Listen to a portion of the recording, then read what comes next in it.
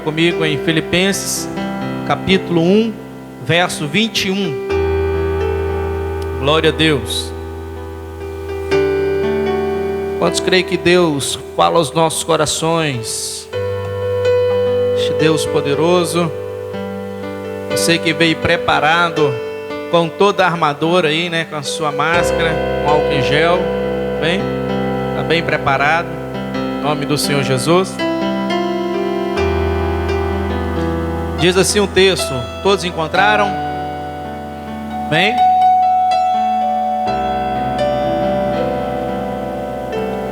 Diz assim um texto: portanto, para mim, o viver é Cristo e o morrer é lucro. Na versão ali do nosso painel está: porque para mim, viver é Cristo e ao morrer é ganho. Senhor, nós te louvamos, te agradecemos. Tu és o nosso Deus, Tu és o nosso Senhor. Tu é aquele que tem cuidado de nós cada dia, continuará cuidando das nossas vidas, das nossas casas, da nossa família.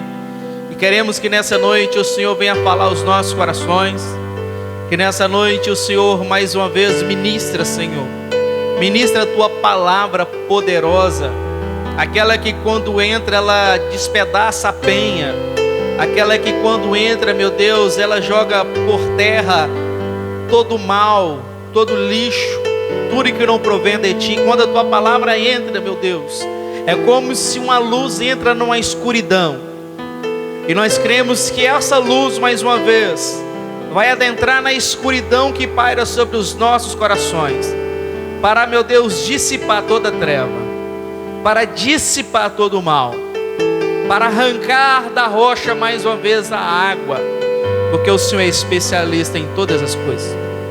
Por isso nós te louvamos e te agradecemos em nome de Jesus. Glória a Deus. Porque para mim o viver é Cristo e o morrer é ganho.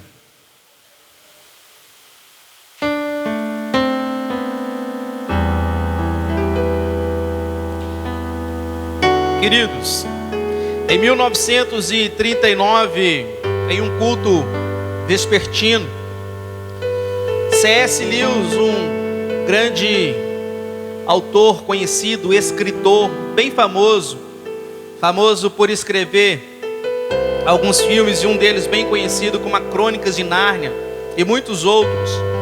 Ele pregou um sermão em uma igreja em Oxford. Ele intitulou o tema daquele sermão: aprendizado em tempos de guerra. E notadamente, querido, essa data foi bem o início da Segunda Guerra Mundial, em 1939, finalizando em 1945. Notadamente nós percebemos que era propício ele pregar a respeito disso, porque certamente eles estavam vivendo ali uma guerra onde as maiores potências do mundo todo estavam envolvidas nessa guerra. Maiores delas estavam envolvidas. E será que também teremos algum tipo de aprendizado, conjecturando com C.S. Lewis, conjecturando com o tema do sermão dele que ele pregou em 1939, porque ele estava num contexto de guerra. E nós conjecturando o nosso tempo, o período que nós estamos vivendo, será, querido, que nós também iremos aprender alguma coisa com toda essa pandemia, com todos esses problemas que nós estamos passando? Será que os tempos que estamos vivendo também não têm sido, de certa forma, um tempo de guerra, um período tenebroso, aonde falamos de enfermidades, aonde falamos de morte? Será, querido, que nós vamos tirar alguma lição, algum aprendizado deste momento a qual nós estamos vivendo? Será que nós vamos conseguir aprender alguma coisa nesse contexto? A pergunta é: o que temos aprendido com esse tempo de pandemia? Nós já estamos para mais de 60 dias. E o que nós temos aprendido? Você já fez essa pergunta para você? O que você tem aprendido nesse tempo? O que Deus tem te ensinado nesse período? O que o Senhor, querido, falou ao seu coração nesse período a qual nós estamos vivendo? O que Deus ministrou na sua casa, lá no seu quarto, lá na sua casa, nesse momento de isolamento a qual não podíamos sair? O que Deus tem falado? O que Deus tem ensinado? O que você tem aprendido? Será, querido, que a nossa fé, ela tem se tornado mais forte ou ela tem se tornado mais fraca? Será, querido, que nós estamos vencendo a guerra ou nós estamos sendo vencidos pela guerra? O que tem acontecido? Como que está no termômetro da sua fé? Como está o termômetro da tua fé hoje, neste atual momento, aonde podemos dizer que de certa forma também estamos vivendo em guerra? Como está? Querido, será que morrer ainda continua sendo um lucro, como era para o apóstolo Paulo? Para o apóstolo Paulo, ele dizia que viver para ele era estar em Cristo, mas morrer para ele era ganho. E eu queria intitular o tema dessa mensagem: morrer só é lucro quando viver é Cristo. Morrer só é lucro quando viver é Cristo. Você consegue entender isso? Apóstolo Paulo, querido, ele conseguia assimilar muito bem essa situação. Apóstolo Paulo, ele sabia muito bem o que ele estava dizendo. Ele não estava falando aquilo da boca para fora por emoção. Ele não estava falando aquilo, querido, porque algumas pessoas estavam em volta dele e ele precisava parecer bonito. Não! Apóstolo Paulo, ele tinha certeza do que ele estava falando. Ele tinha total certeza do que ele dizia naquele momento, quando ele falava: olha, o viver para mim é Cristo, e o morrer eu estou no lucro, porque eu sei para onde eu vou. Se eu vivo para a glória de Deus, trabalho para o reino dele, faço a vontade dele. Mas se eu morro também, ele me transfere para a tua presença. É o lugar para onde aqueles que creem no Cristo Salvador estarão após a morte. Como que está, querido, o seu termômetro de fé? O seu termômetro de fé está como o apóstolo Paulo? Está acreditando ainda que você está no lucro se você morrer? Ou você está com medo de morrer? Ou você pensa que se você morrer, você vai deixar de existir? Você vai deixar de aproveitar as coisas boas que talvez esta vida te propõe? O apóstolo Paulo, ele não estava preocupado com essas coisas. Ele queria estar na presença de Deus. E este texto, querido, nos mostra alguém tão empolgado, tanto em viver como também disposto a morrer. Para Paulo, queridos, não fazia diferença ele estar vivo e ele morrer, porque ele tinha convicção para onde ele iria. Ele tinha convicção aonde ele iria se encontrar. São dois desejos, querido, totalmente opostos. Paulo vê alegria nas duas coisas. Entende isso? Ele consegue se alegrar nas duas coisas. E Paulo, querido, quando escreve isso, embora em cadeias, ele não estava tristonho, ele não estava melancólico, ele não estava com desejo de morte como Elias estava, não. A carta aos Filipenses, querido, é a carta mais alegre que o apóstolo Paulo escreve. É a carta mais alegre. É a carta que ele tem mais prazer. E ele sabia exatamente o que ele estava dizendo. Como você tem olhado para essas duas coisas neste contexto que hoje nós estamos vivendo? Como você tem olhado para essa situação?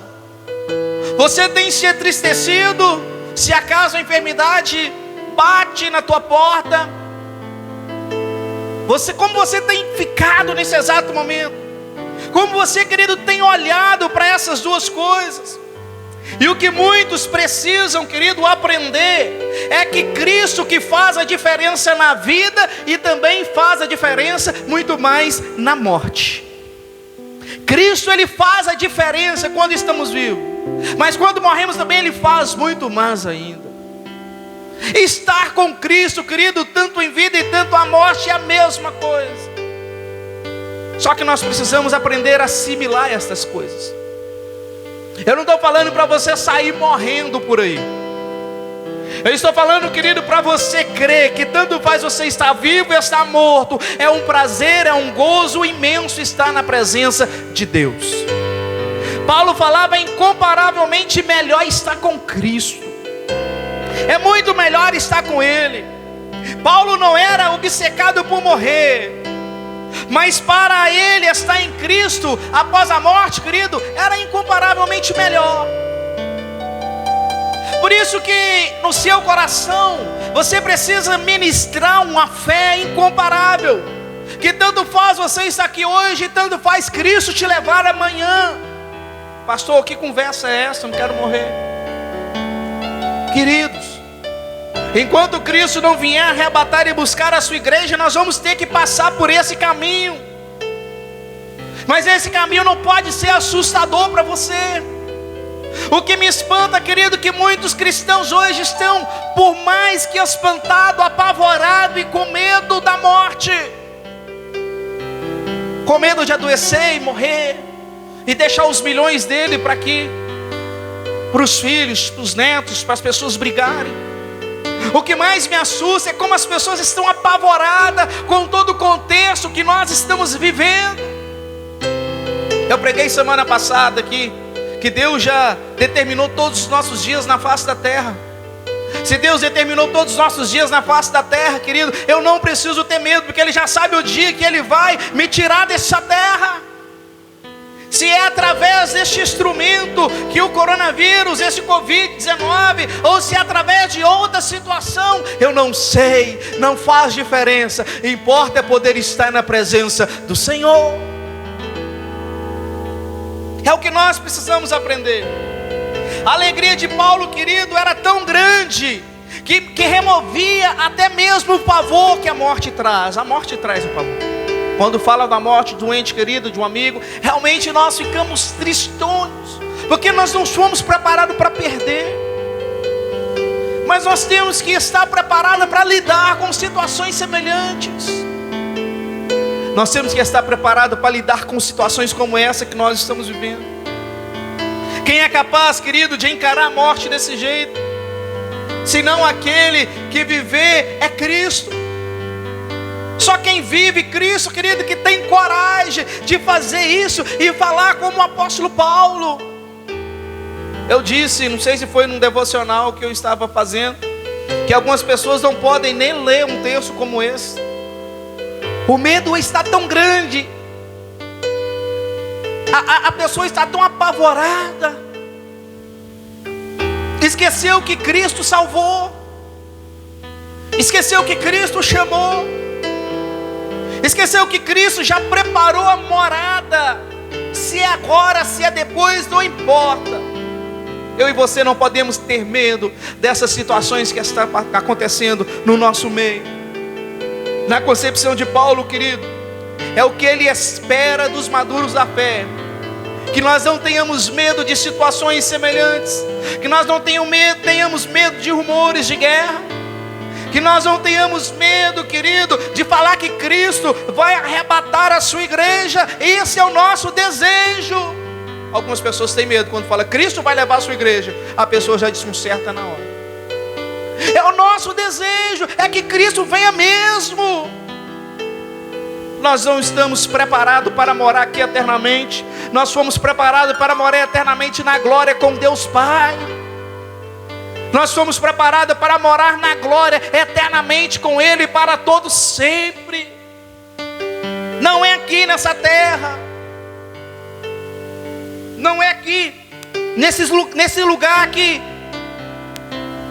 a enfermidade, quando chega, ela nos aplaca de tal forma e nós começamos a perder o nível de fé. Começamos a perder, querido, o foco em Cristo Jesus. Sabe o que é errar o alvo, querido? Teologicamente, errar o alvo é pecar. Quando você não vê mais Cristo, você está pecando. Quando você não acerta o alvo, acertar o alvo é acertar Cristo, é olhar para Cristo. Cristo é o nosso alvo. Quando eu não consigo mais enxergar o alvo, tem alguma coisa errada comigo. A minha fé está pouca. A Bíblia diz: se tu mostrares frouxo no dia da angústia, a tua fé será pequena. Qual é o nível de fé que você tem hoje? Você pode gritar e falar como o apóstolo Paulo falou. Você pode abrir sua boca e dizer: olha, viver para mim é Cristo e morrer para mim é ganho, porque eu sei em quem eu tenho crido. É esse, querido, que é o papel da igreja. É esse, meu irmão, que é o papel do cristão. Paulo diz para que nós sejamos seguidores dele, como ele foi seguidor de Cristo. E nós amamos falar sobre Paulo, mas às vezes não queremos imitá-lo na íntegra. E aí nós conhecemos o crente na prova. Nós conhecemos o cristão, querido, em momentos de guerra. Nós conhecemos o cristão, querido, em momentos de pandemias. Nós conhecemos o cristão, querido, em momentos de situações como essa. Olha, vou confessar uma coisa que eu tenho assustado com muitos pentecostais, irmãos. A maioria dos pentecostais que eu conheço aqui na cidade, a maioria estão escondendo. E não é isso que se pregava outrora, 4 meses atrás.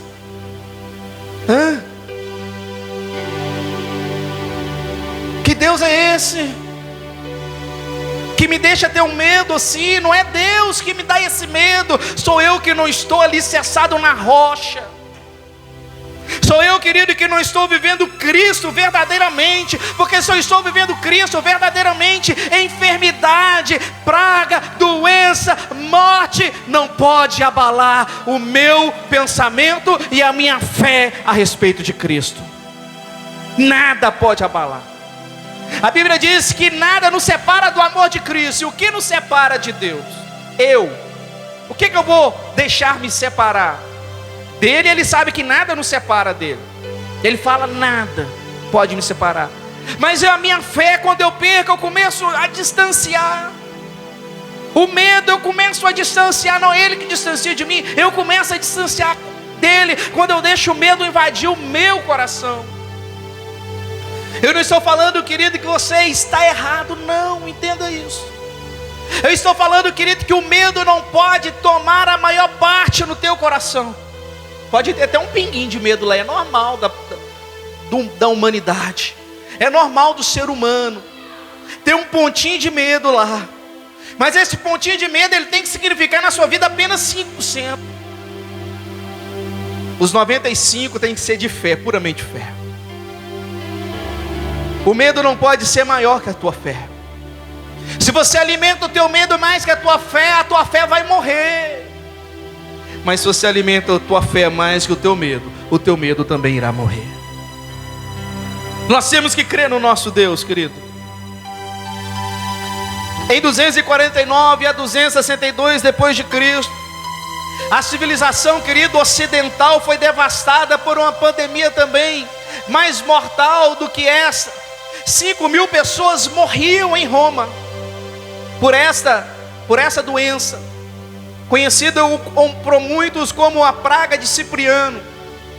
Ela devastou Roma, Alexandria. Dionísio, que era contemporâneo daquela época, ele relata algumas histórias cristãs e não cristãs. O próprio imperador Juliano, depois ele escreve a respeito dos cristãos. Os cristãos estavam fazendo a diferença naquele período. Aquele período, querido, era o momento que eles precisavam mostrar que eles realmente viviam Cristo. Querido, era uma pandemia terrível. Muitos mortos eram acumulados por lá de fora da cidade. Não tinha lugares mais para colocar os corpos, e eles estavam usando aquilo como esterco na terra. Estava terrível. Mas foi a oportunidade dos cristãos daquela época mostrar que verdadeiramente o viver é Cristo. Foi a oportunidade deles, querido, naquela época, de mostrarem que verdadeiramente Deus estava no controle da vida dele. Olha aqui, imperador Juliano, ele escreve Ele diz: olha, pois é uma vergonha isso, os ímpios galileus, ele comparando os crentes com os ímpios, apoiam não apenas os seus próprios pobres, mas também os nossos. Ele ficou espantado. Ele não entendia como é que uma pessoa podia amar alguém moribundo a ponto de morte. Não apenas os cristãos, não apenas o povo cristão, ele estava abraçando até os povos romanos, até os idólatras, a todos que não professavam a mesma fé. Eles estavam abraçados. E Dionísio, querido, ele diz que muitos morreram, mas morreram felizes por causa do Evangelho. Foi a oportunidade deles mostrar o seu amor. Foi a oportunidade deles mostrar que eles eram diferentes daquele povo. A ponto, querido, da notícia chegar lá no imperador e ele ficar abismado e começar agora a cobrar dos seus sacerdotes. Ele começou a cobrar dos sacerdotes para que eles inventassem alguma coisa, porque eles estavam perdendo os povos dele para o cristianismo. Porque assim que eles iriam curando, assim que Deus sarava aquele povo todo se convertiam em massa ao cristianismo. Olha que coisa, querido. Olha aqui a situação. O que eu posso aprender numa situação como essa? O que eu posso ser ensinado em um momento como esse? Em um momento como esse é a tua oportunidade de você pregar Cristo ressurreto, poderoso, que pode todas as coisas e que não existe limites para a mão deste Deus. É a oportunidade que nós precisamos. É a oportunidade de falar que Deus pode curar. É a oportunidade de falar que Deus está no controle. É a oportunidade de nós falar que Deus domina e é soberano e está com as mãos sobre as nossas vidas, com doença ou sem doença, Ele é o nosso Deus.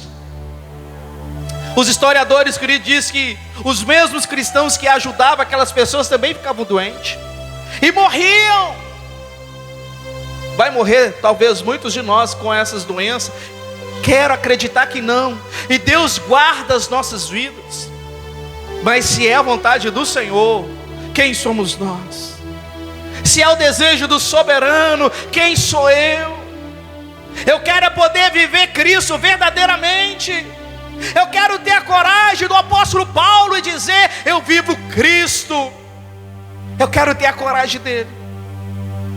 O impacto, querido, desse serviço daqueles cristãos naquela época foi um impacto duplo.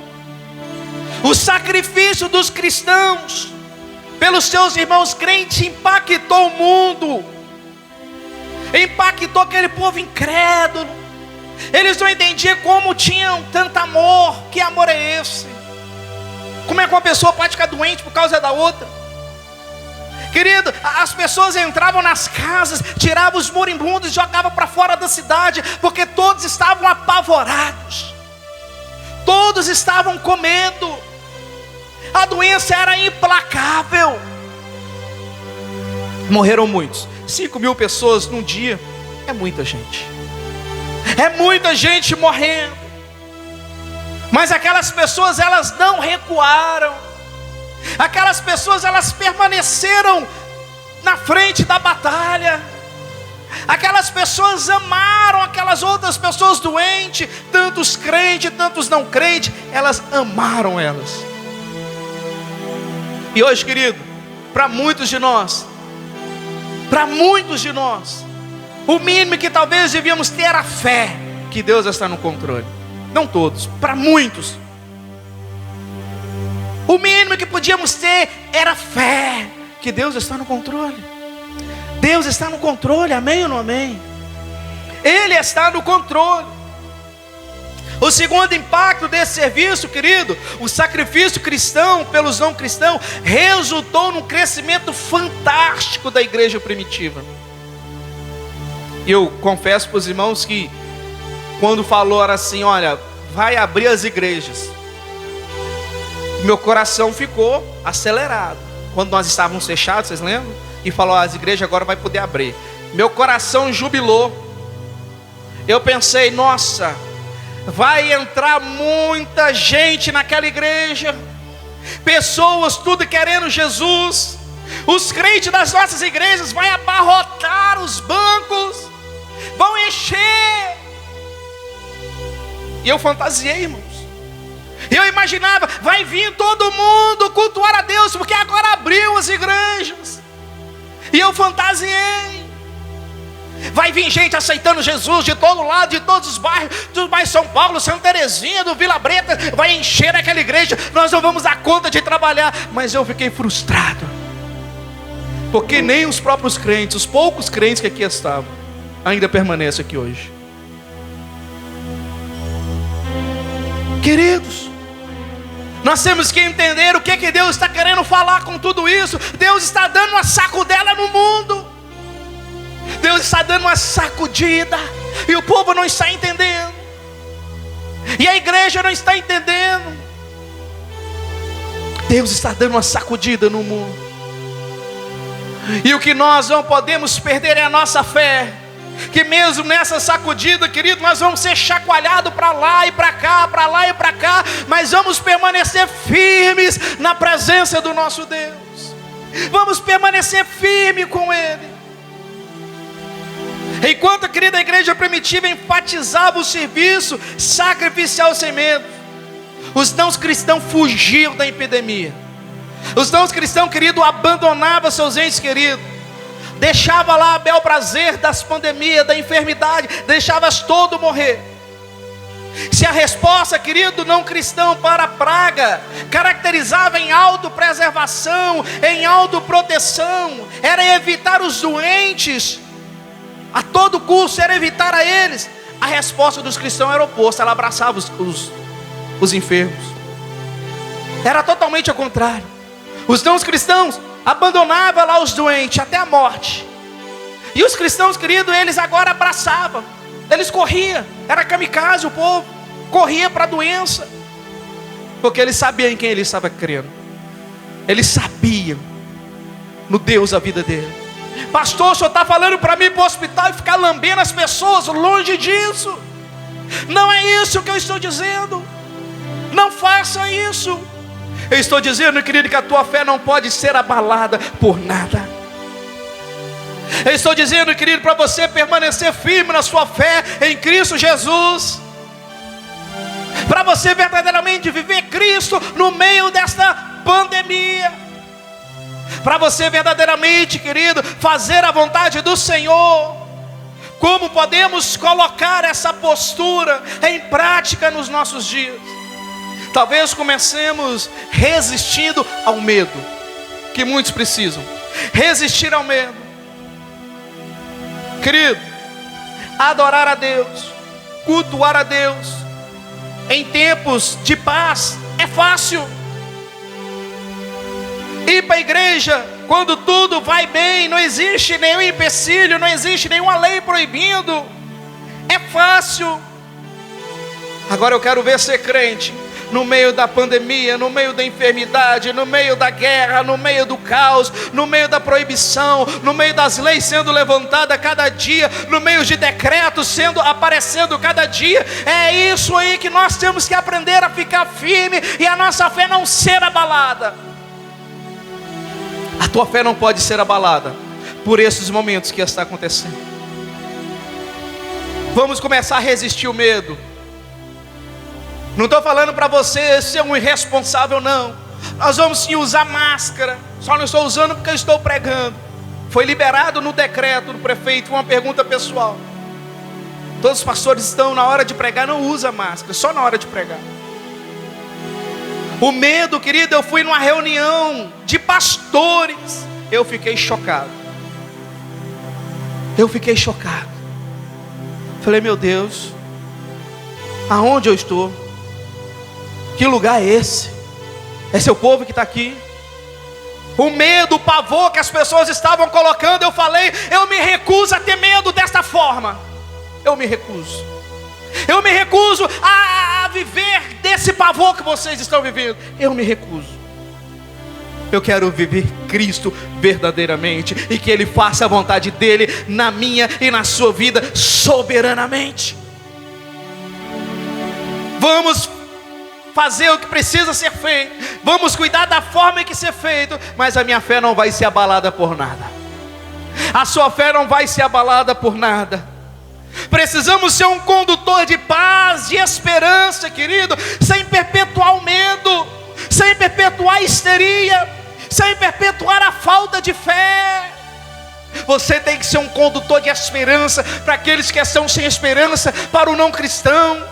Um condutor de fé, como chega alguém sem fé, para levar fé para aquele que está precisando de fé. Como que chega? O tanque está vazio, o tanque da fé está vazio. Como que vai chegar? Não podemos, queridos, ser alimentados pelas manchetes do caos e da desinformação. A escolha é fé em vez de medo. Em meio ao ataque de manchetes negativas, a escolha é fé em vez de medo. Quando ligar o noticiário da noite, querido, ouvirá alguém dizendo que as coisas estão piorando, a minha escolha é fé em vez de medo. Você precisa escolher fé em vez de medo. Escolha a fé. Escolha sim, eu vivo Cristo verdadeiramente. Cristo vive em mim verdadeiramente. Escolha a fé em vez de medo. A Bíblia fala, querido, que muito nos tempos que nós estamos vivendo, é o que a Bíblia relata. Tudo que está acontecendo, rumores de guerra, pandemia, enfermidade, pai contra filho, filho contra pai, a Bíblia já relata tudo isso. E por que eu tenho que morrer de medo? Se a Bíblia já me ensinou a isso. É esse, querido, é o momento que agora nós mais precisamos alimentar a nossa fé. Alimenta a tua fé, mata mata o teu medo, alimentando a tua fé, mata ele de fome, cresça a tua fé. Se a resposta não cristã à praga era autoproteção, autopreservação, a resposta dos cristãos tem que ser oposta. Tem que dizer, eu creio que Deus está no controle, eu creio que o meu Deus está operando maravilha. Se não podemos fazer, querido, do Evangelho uma ferramenta viva para ser usada em nossa vida cotidiana, é porque ainda não vivo Cristo. Se eu não posso viver conforme o Evangelho que eu tenho pregado, eu ainda não estou vivendo Cristo. Se lemos na Escritura que conhecemos o Deus verdadeiro, deveríamos então, querido, estarmos aptos a usar em nossa própria vida aquilo que temos aprendido no Evangelho. O que você tem aprendido? Que o teu Deus sara, salva, cura, liberta, que Ele tem casa preparada, então morada preparada para você. Mas na hora de colocar isso em prática, as canelas começam a bater uma na outra, o joelho começa a bater uma na outra. O medo invade o seu coração, expulsa o medo do seu coração. Não deixa, querido, as pessoas te contaminar com palavra de pessimismo. A gente sabe que o problema está aí, está morrendo gente, eu sei, mas isso não pode abalar a minha fé. Isso não pode atrapalhar a minha particularidade. Não deixa, querido, crescer em você um pessimismo tamanho maior do que a tua fé. Não deixa isso crescer. Olha aqui, Colossenses diz: portanto, se fosse ressuscitado juntamente com Cristo, buscai as coisas lá do alto, onde Cristo vive, assentado à direita de Deus. Pensai nas coisas lá do alto, não das que são aqui da terra, porque morreste, e a vossa vida está oculta juntamente com Cristo em Deus. Você precisa escolher fé, não escolha o medo. Precisamos, querido, perceber como é importante a nossa mente estar conectada com a mente de Cristo. Quando a nossa mente está conectada, querido, com a mente de Cristo, não teremos medo, não teremos desconfiança, mas confiaremos no nosso Deus. A tua mente tem que estar ligada, 24 horas ligada na mente de Cristo. Pastor, está caindo um terremoto, mas eu creio no meu Deus. Ah, pastor, levantou um tsunami agora, mas eu creio em Deus. A casa caiu, eu creio em Deus. O problema levantou, eu creio em Deus.